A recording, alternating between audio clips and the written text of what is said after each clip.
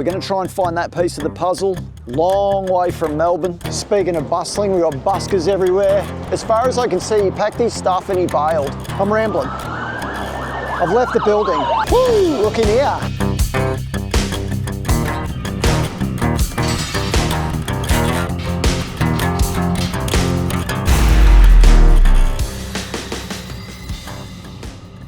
So it's story time, boys and girls. I want to tell you the story of a dude by the name of Thomas Foster Chuck. It's kind of about photographs, really. I like these old photographs, man. I collect heaps of them. And, you know, over the years, I've sort of got deeper and deeper and deeper into the collection of photographs. And over time, what happened was I started to take notes, and I've mentioned it on the channel before, but I've started to take notes on who took the photograph. I'm not talking about on a global scale, I'm only talking about locally. Mostly the goldfields, central Victoria, out here in Australia. But I really like any photograph taken by anyone in that district. And Thomas Foster Chuck rates pretty high. He's a prominent, well, he started in Daylesford. He ended up in Ballarat. He had a studio in Melbourne. He's really done the rounds, man. And these are just some of the photographs that I've collected. I'm going to put some on the screen so you guys can see. I think they're awesome. And I think they're part of our, they truly are part of our history. And the guy that composed the photographs is just as important, I reckon. Thomas Foster Chuck was born in 1821 in London. He ended up in Ballarat in the early 1860s. His first studio that he set up was called the London Portrait Gallery out in Daylesford. I'm going to take you out there. There's not much that I can find out there about it. It's really been lost to the history books. That happens to me a lot. I talk to people, I talk to historians. A lot of them haven't really heard of the photography sort of thing. They've heard of the guy, but they don't know any more than that. It's frustrating, and you can't always put a place or a location to an event. But what I do know is I know that Mr. Chuck spent 2 years in Daylesford, and I'm speculating, but I believe that he left through the death of his first wife, Adeline. Now, Adeline died in 1867. Like I said, the shop was set up in 1865, so here we are, we're in Daylesford, everything is lovely, we're taking photographs. But then his wife dies during childbirth. I know this because I looked at her, I actually spent the time and looked for her death certificate. Again, Victorian birth, deaths, marriages, and pay a few dollars, get the certificate, and it gave me those details. I was wondering why someone so young, age 35, 36 is pretty young. So Adeline really didn't get much of a shot at it. And when I saw that, like if we were talking older people like 70s, 80s, 90s, I wouldn't have bothered. Like, we all got to go eventually, yeah. But when they're 35, 36, it really raised a, yeah, I don't know, it bugged me out. So I look it up, childbirth, which is a bummer. But I go to the hospital in Daylesford. I'm going to take you there. I tried to find, funny enough, Thomas Foster Chuck took a photograph of that very hospital when it was new. I think about 1860 the hospital was built, 1863, somewhere around there is when it was built. And he's composed a beautiful photograph, which I'll include, of the building, right? Little did he know that I'm assuming that's where his wife has actually died a couple of years later. It doesn't say that. I'm just making that assumption. Look, she may have had complications, home birth, things were different back then. I don't know, I'm speculating. I'm just trying to piece together the little piece of information that I have, the little snippets. But yeah, I think that's what's gone down. Anyway, dudes, I'm going to take you out there. We're going to Daylesford. Welcome to Daylesford. I just want to show you guys the main street and see what's going on here today. It's bustling. It's a weekend and this joint just don't sleep. It's a busy little town. But in 1865, this is where Thomas Foster Chuck set up a little photography shop. 1867 saw the end of that with the death of Adeline. I'm assuming that he decided to pack his bags and move on. It probably left a real bad taste in his mouth, to be honest with you. This street's probably a whole lot different to how it would have been back then. It obviously pre-turn of the century would have been all dirt roads, would have been a whole different ball game, horse, cart. Things change, man, let's just say that. But I just want to show you the main street now and show you what there is to see today. Check this out, have a look.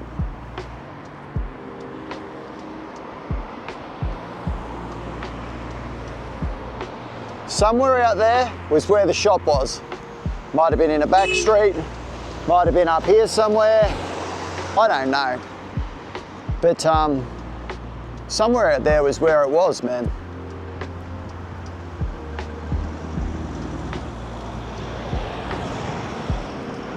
Daylesford's a very, it's a very, I don't know, coffee drinking, wine connoisseur sort of a, yeah, it's a pretty upbeat little town. It brings a fair bit to the table nowadays for the tourists. So you won't get a quiet opportunity up there, so I'm not going to go up there. There's no quiet opportunities up there, and they don't like guys like me walking around with cameras, so that's it. Daylesford Main Street. Just butting in real quick, I just want to show you guys the site that I believe is the original site of the original Daylesford Hospital. Funnily enough, Thomas Chuck took a photograph of this site. Well, it's not really true. I think it was more so he took a photograph of what was on this site originally. It's not, from what I can find out, it's not what's currently here now. They've redeveloped as hospitals do. The photograph's actually dated 1865. Now that's 2 years before the death of Adeline, his wife. It's tough to say. I think even the hospital records, from what I've read briefly, they don't even know where the original entrance was or whatever or whatnot, but all I can do is show you what's here now, so let's have a look. Yeah, it's not really lining up with the original. Actually, after sitting at home and looking at this a bit harder, we're not even on the same planet, are we? They're totally different. So the old building's been demolished and this newer one now stands. See how it's got these old crosses and that up the top? It's looking very 1910, 1920 genre, but it's not looking 1865. So I don't know what to tell you. Kind of is what it is. This is the site, and you can see by the original photograph that the street was all awash. I'm standing on quite a hill, like I'm probably 3 odd meters off the roadway. That probably doesn't show up on camera very well, but yeah, geez, it's amazing how things get lost to history. Like they don't even know where it sort of is, the original. I'm assuming like the original sort of nostalgia of the building would have been somewhere through here. And then, you know, they slowly bulldoze a section and add to it and whatever and whatnot. I did read somewhere that I think they called it like a female wing was added on, the female's wing or female nurse wing, which was like a big deal back then, was added on. But yeah, anyway, I'm rambling. I just wanted to show you the site, and I think it's cool, man. I feel bad for Thomas. Like Adeline's death certificate says that she died in Daylesford, abnormal childbirth, 1867. Now that sort of tells me that she's died here on this site somewhere. She may have died at home, but it did say duration 3 or 4 days or something to the like, so I'm sort of assuming that in that time frame they would have got her to the hospital, which was a new facility having been built in about 1861. So it would have been state of the art at the time for a town this small. Anyway, that's what's there now, man. It seems Thomas Foster Chuck wasted no time after the death of Adeline, as sad as that may have been. He remarried a chick by the name of Mary Ambrose, I believe, 2 years later. 1867 saw the death of Adeline. I think like 1868 or 1869, he was remarried. So time was certainly of the essence back then. And Mary actually outlived Thomas in the end. We're going to go to Melbourne, where Thomas went afterwards. He left Daylesford. I reckon he put his tail between his legs, mouthful of bad taste after the death of his wife, and he just hit the road, man, and he's gone to Melbourne. He took the portrait gallery to Melbourne. I actually found his original shop there. I'm taking you there. Righto, here we go. Melbourne Central. It's about as bustling as it gets down here at the minute. Speaking of bustling, we've got buskers everywhere, people everywhere, foreigners everywhere, tourists everywhere, but that's not what we're here for, right? This is what we're here for. I wanted to show you this building which stands right in front of me, the Royal Arcade. This is where Thomas Foster Chuck had his stall set up. So if I show you the building front, you're going to see what I mean, right? You can really picture, like, back in the day what was sort of going on in this area. Check this out, man. Have a look at this. Look at this. So down here amongst all the hustle and bustle, we've got this old school Royal Arcade. And inside here is where Chuck had his little studio set up. We're going to go in and see if we can find the actual shop, shop number 19. I wonder what's there today. Come with me, man. Let's check this out.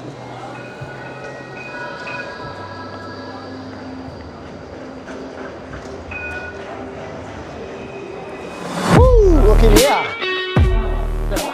Man, it's busy. But like I say, what we're looking for, shop number 19, amidst all this chaos. I wonder if the shops are even numbered, yeah? They probably are. I'm just trying to get my bearings. Wow, look at this. Wonder if that's as old as, you know, the time frame that we're looking at. The building sure as hell is. Look at it.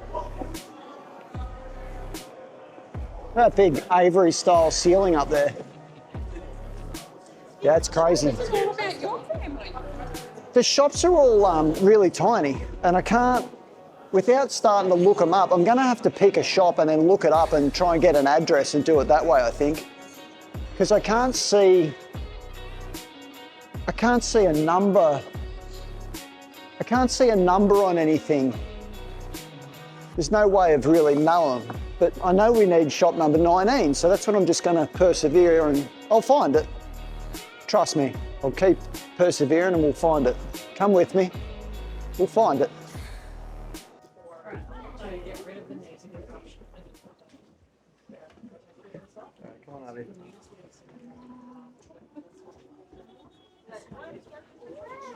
Okay, so this is what actually stands inside shop 19 now. I think Chuck would be a little bit blown away. It's like a little witchcraft sort of a stall. It's so tiny and it's as busy as, so the witchcraft industry is booming. But that's what's in here. Look.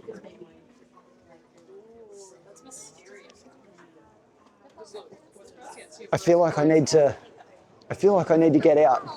And I'm out, thank you. I don't know. Now look, I don't know whether there's an upstairs.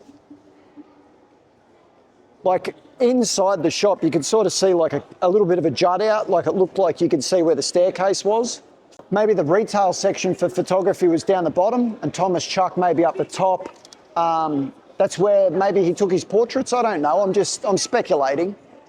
But yeah, it's cool to ponder on. It's cool to sort of stand here and look at this area like he would have rushed in and out of here and fimbled around with his keys to open his shop and, you know, disappeared or whatever for his lunch breaks, and this is it. Like, it feels old in here, as busy as it is, yeah? Like, it's Melbourne Central. There's probably, there's probably 300 or 400 people in this little pass-through right now. So yeah, no shortage of a crowd. So one of the shops has actually got this amazing spiral staircase. How old school is that? So it proves my point, like I was saying, some of the stalls actually do have upstairs. So whether shop 19 does, whether Thomas's shop did, I don't know. I can't get enough access to find that out, but this one's cool, man. Look at that. As time went by, he exhausted his time in Melbourne. He's toured around Victoria. He's done an enormous amount of portraits and different works.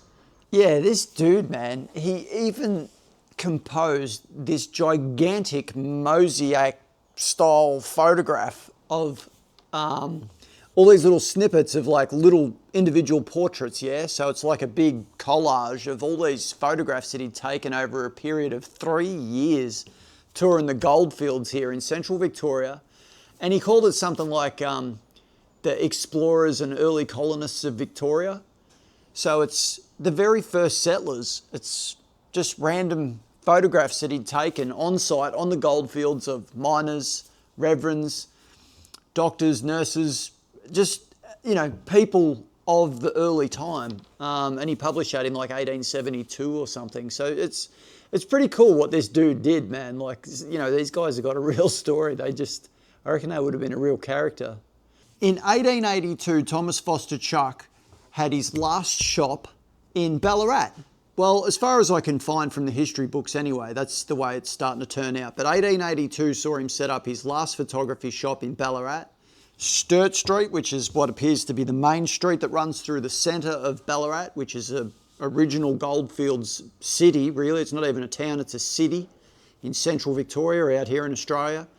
Thomas Foster Chuck set his shop up in the Ballarat Chamber of Commerce building, which was relatively new. I'm not sure what year the building was built, but it reads like it was pretty much a brand new building. We're going to go there, dudes, bright and early one morning when there's no traffic. It looks like there's going to be a bit going on there. So we'll get out of bed bright and early. We'll smash down there before the sun comes up and we'll make that happen. So let's do that. Morning, folks. Welcome to the year 1882. I got here nice and early. I want to show you this building, right? It's a crucial part of Chuck's story. And the reason that I reckon that it's crucial is that this is where his last known photography shop was set up. Now, the building is called the Chamber of Commerce building, and the year's 1882, like I said at the beginning. Check this out, man.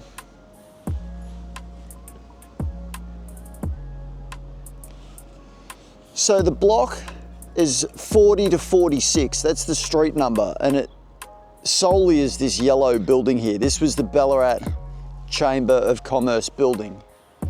And the building, as far as the history books say, had just been built when Chuck moved in. The building to the left of it now is Country Road. Now, Country Road is it's a prominent clothing brand. I'm not sure whether they're global. It's not something that interests me, but very, very popular brand of clothing.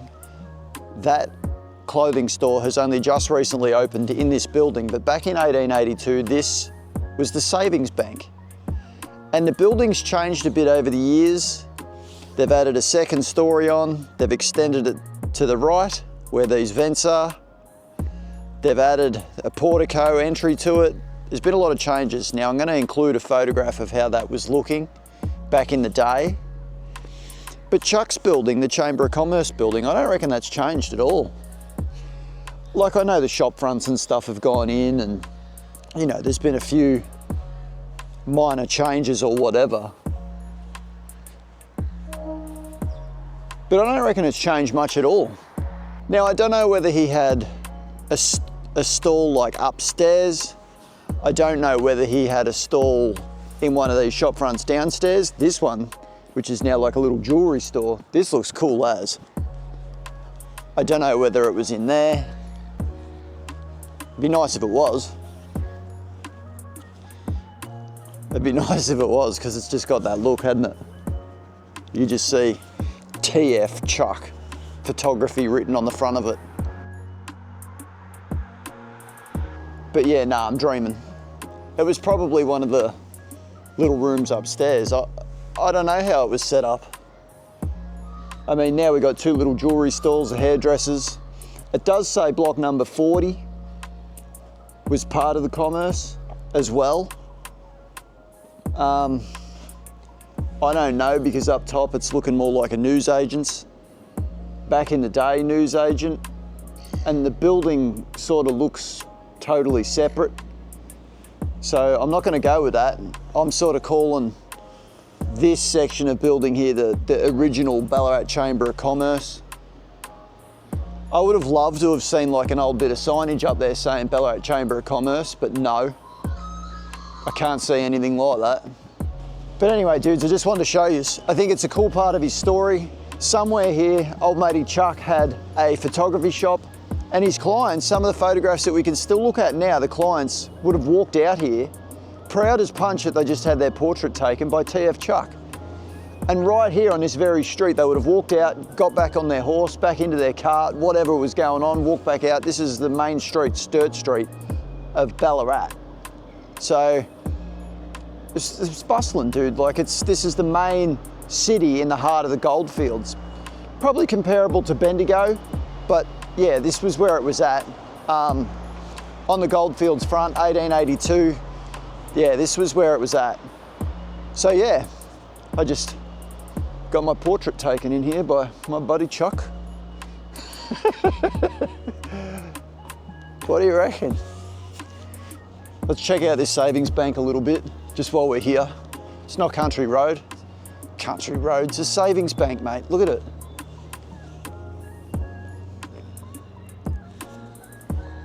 Look at that.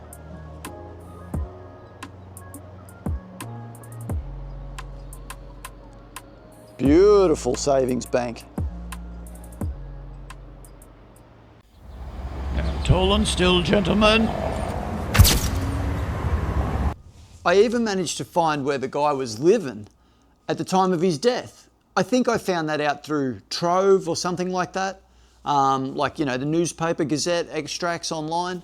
So, you know, with a lot of fimbling and fumbling around or whatever. But yeah, I did. I managed to find where Thomas Foster Chuck was living at the time of his death. It was in Albert Park in Melbourne. So yeah, I'm going to take you there as well. We're going to go to Albert Park in Melbourne and hang out. So here we are. This is, well, it's a suburb of Melbourne called Albert Park. I reckon the name's called, I think I'm saying it right, Kerford Road. And just up here, we're going to find Thomas Chuck's house. So Mr. Thomas Foster Chuck, this is his house right here on the corner. I don't really want to put it on blast too much because I reckon there's people hanging around there. Have a look. So this is it here. It's on the corner of a lane. What's this lane say? Fawcett Lane. So it's on the corner of a lane, and this was his home. So amongst, there's a lot of these duplex style homes, you know, where they share a firewall in this area. They're all very similar, and this here's the same, you know, each house shares a wall, but it's very modest, extremely modest. I'm not saying that the place would be cheap by any stretch, but compared to some of the mansions in this district, it would be. Check it out.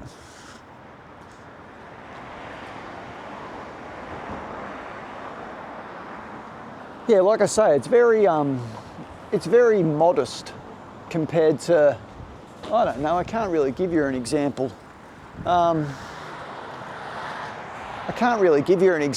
Look over the road here, look. The size of some of these bigger homes. Thomas Foster Chuck's is very modest, but nonetheless, that's where he died, and that's where his funeral cortege left from. So yeah, his funeral actually left from there. As you can see, it's quite an upper class area. There's plenty of money hanging around these sorts of areas of Melbourne. But yeah, old mate Thomas, well, his house is modest, I reckon, don't you reckon? It's probably one of the more modest ones in the whole street. I mean, there's a couple of small ones over the road here, some mansions up there. This thing behind me here is quite big. Millions of dollars of property. But yeah, Thomas Foster Chuck's place is just a little sham shack, ramshackle. You can see Thomas's house just here. And then in the background here, you can see the city's actually towering up on top of all the buildings. So it's very central Melbourne, Albert Park, this district. But still, what a modest little shack. I just reckon that's, well, I wouldn't say it's shocking. It doesn't truly shock me, but it's still a bit, I would have expected something a bit grander, you know, like if you had said he had a mansion down here, I would have said, yeah, that makes sense, you know, guy like that, worked all his life, prominent photographer at the goldfields, ends up in this big shack, dies, funeral, leaves from there. But yeah, no, it's very modest. Anyway, I also too, I found out where Thomas Foster Chuck is now laid to rest. Thomas Foster Chuck is buried in St Kilda. I don't know how, why, I don't understand. I don't know why, I don't have the answers to everything, but that's where he's at, so we're gonna go there as well, dudes. It's, I'm telling you, it's wild. Like, what I find in the end is wild.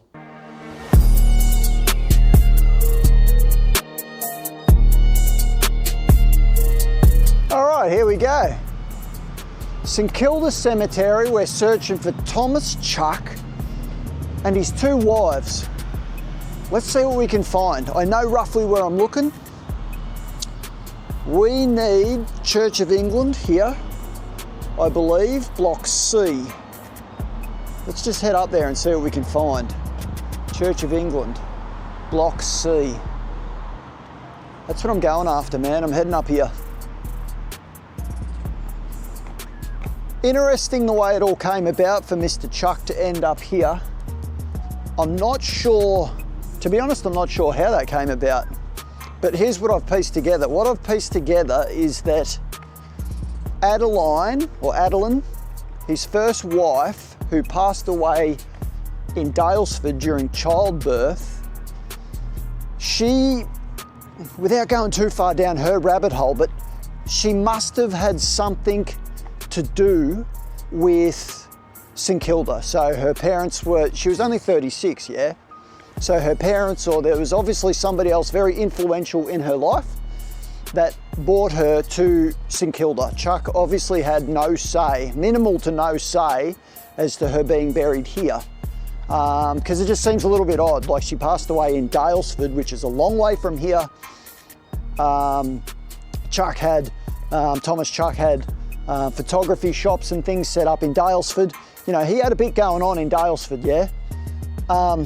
You would think that he would have, I don't know, wouldn't you think that he would have laid her to rest there, or maybe Ballarat where he done photography work? Look, St Kilda's a long way off, right? She had something tying her to here, but that set the benchmark, and it really honestly set the trend for where Thomas Chuck would be buried and his next wife. So anyway, I think I'm in the area. Let's just try and get some bearings here and figure out where things are. I feel like we're near it. I feel like we're near it. I don't know where I get these premonitions. I reckon it's in this area. There's a photograph of it online, Find a Grave. This cemetery is in quite a state of disrepair. I've been here before on exploration trips. What we're looking for is one that is quite smashed. It is like looking for a needle in a haystack, just quietly. We will find it, I'm confident. We will find it. I just need to be sure that we're in that Church of England C. Be nice if there was a sign or something. Yeah, see, I think that's it there, look. C-E-C, Church England C. Yes, C compartment. Jesus, talk about needle in a haystack. I just happened to notice that. You saw it here first. But yeah, this is the section. We want plot 120. But I don't know how that part of it works. plot 120. Let me go back to the drawing board. I'll go back to the drawing board on my telephone, ka-chink, and I'll see what I can find. Look at that. I don't know how well you can see that, but it's dropped a pin. Finder grave's brilliant. I'll tell you how brilliant it is if it works. But it's dropped a pin. And it dropped a pin way back here, I reckon. Way back here. Oh, not way back, but it's back. So I'm just going to roll with that, man, and just see if I can locate it. It did say way back. See how overgrown this place really is? Like, whatever that weedy sort of a substance is, it's wild, mate. It looks like he's like right beside the road. I'm surprised I didn't notice the damaged grave. Look at this, it's even got a little blue dot. That's me walking along. Bam, somewhere around here according to this. Oh mate, stop it. It literally... Woo! Wow, that's in bad condition. That's in even worse condition than it looked in the photographs online. Jesus, that's crazy. Yeah, okay, so here's what I've figured out. So first in the hole was Adeline in 1867. So she passed away during childbirth in Daylesford. Chuck went on to live his days until what appears to be 1898, which is quite a stint longer. And he passed away at age 72. Adeline was young. She was only 36 when she died giving childbirth. But Chuck lived out the rest of his life. He got to age 72. And yeah, 1898 saw him buried here with Adeline. But in that time frame where he lived out the rest of his life, he'd met Mary. And Mary actually came here to be buried with Chuck. Probably not so much with Adeline, but with Chuck. Talk about being the sore thumb entering the room. But yeah, Mary came here to be buried at age 74, the year 1915. So she turned up here, what's that, 17 years after Thomas had died, the great man himself. She turned up here to join him. So it's really... You see that back in the day a fair bit, like 1915, that's well after the turn of the century. You do see that a bit, I guess, where people go on, remarry, but also go back to be buried with their first true love. And yeah, this is what's left of the headstone. It's bloody ordinary to say the least. You can see a part here where it says Thomas, and you can see where it joined on here, Chuck. A lot of this is inaudible. I can't read any of this. To his rest, age 72 years, which we sort of already knew. Given the beloved later, and his wife Mary. But up the top, the very heading is Adeline, which probably says, it says Thomas Chuck again, but it probably would have been loving wife of, or something like that. Adeline, the loving wife of Thomas Chuck, because she passed away, let's remember, she passed away having his child.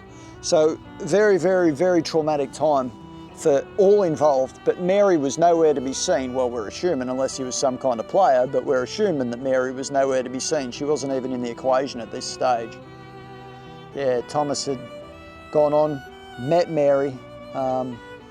Thomas had passed away first. He'd been put in the hole. 17 years later, Mary passes away. She comes to be with Thomas Chuck. But that's it, man. This is where they're at. It's crazy. It's crazy. I've walked around this cemetery a few times before. There's some, I'm going to do probably just a walk around in this cemetery. Some of the monuments, here's one up over here. Look. Some of them are, I'm telling you, some of them are crazy big. And it's very ran down, like just a little bit of a snippet of it. Look at this tree, like, dude, we've got trees growing up out of graves. And this tree's 100 years old, so that would have been that cute little shrub that they put in a little pot on top of the grave, you know. Dear Mr. Chuck, here's a little plant, and 100 of years go by of unmaintained cemetery, and bam. When I say it's unmaintained, I mean, it's not fair to say, because you wouldn't get in here. It'd just be you'd need a bulldozer to get through here, but it's really not maintained. Like, look at this headstone. Boom, look at that. Even the stairs over here, look. Look at the condition of the stairs. Look at the way this grave, I'm getting off track, but I'll show you while we're here. Look. Look at the way this grave is sideways, like it's ready to fall over anyway. And the brickwork around it, where they've bricked up this, look at it. Dude, it's wild. It's wild. But here, straight in the main gate, straight off, I believe that's Dandenong Road, straight in the main gate, bam, straight down, left-hand side, there's Thomas Chuck. His legacy is he's one of the greatest photographers of the goldfields. And that's, you know, just one name in a million that are probably in here. I will look up I'm not sure what the total tally is of burials in this cemetery, but I can assure you it's quite big. It would have to be, I would have thought 30 or 40, 50,000 maybe. I'll put it down the bottom anyway. I will look it up. It's, it does intrigue me. But yeah, I'm gonna bail. So to Mr. Thomas Chuck and his wives, I wish you nothing but the best. It's sad to see the grave in that sort of a state of disrepair. It kind of makes me, I say that a bit, really mean it though, you know, I really feel like I'd like to fix it. I don't know why. I just feel that that's something that I'd just like to do. And I'm a bit quiet like that. It's something that I'll probably do, but I probably won't show you. It bugged me when I saw the picture of it online, hey. I saw the picture of the headstone all smashed up like that, and I thought to myself, oh, dog, frightened devil out of me. Look at that dog. I wasn't expecting to see something move out of the graves, but it did. But yeah, what was I saying? Yeah, I don't know. Yeah, anyway, I'm rambling. I've left the building. Truth be told, we'll have another patron, another addition. Ambulance is usually all bad. Look at that there. Look at that. I'm going to show you. I will. I'll get to a point and I'll show you guys a full tour of the St Kilda Cemetery, because it's sick. It's look at it. It's a masterpiece, mate. But yeah, what I was rambling on about there with Mr. Thomas Chuck is I think that I'm going to do something. I don't know what it's going to be, and I probably, like I said, I probably won't show you. Yeah, I'm rambling. All right, I'm nearly back to the car, so I'm going to get out of here. Ciao for now. And bam, just like that, dudes, that's the story of the great Thomas Foster Chuck, the iconic Goldfields photographer. Man, he went through some triumph, didn't he? Moving shops around, coming out here from London to the great unknown, finding love, losing love. Pretty traumatic, really. Bouncing around, trying to find your way. Anyway, what's done is done. Winner took all. He ended up in the grave with 2 women. And that was that. I had fun with this one, dudes. I hope you guys enjoyed the watch. Thanks for hanging out with me, and we will catch up on the next run. Bye, everyone.